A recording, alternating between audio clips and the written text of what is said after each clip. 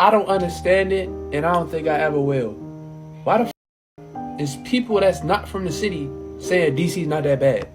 Why is it from Denver, Colorado saying DC's not that bad and Trump is just trying to be a dictator? Gang, DC is like Gotham City, bruh. Like y'all do not know. Y'all out of towners, mo. Mind y'all business, bruh. 4 infants got killed in a month. This shootings every day. Carjackings every day.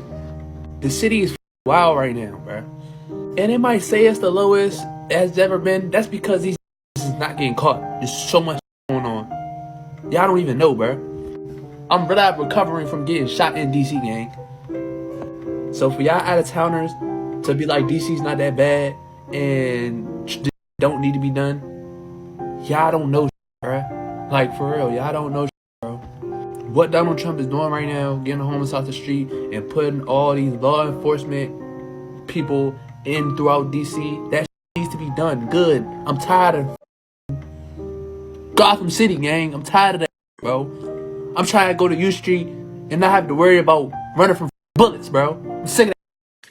Yeah, I've been to DC actually a lot over the last 3 or 4 years. And I've done meetups there. I've had a lot of different conversations there. And one of the things that I like to do when I go out of town is I like to actually go and explore outside of just the touristy areas. Now, like every other city in the United States of America, you're going to have your good and you're going to have your bad parts.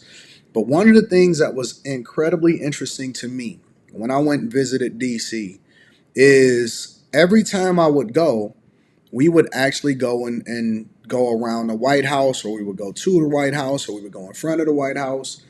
And, we would go and visit the US Treasury and all of that stuff, right? And every time I went, it was bad.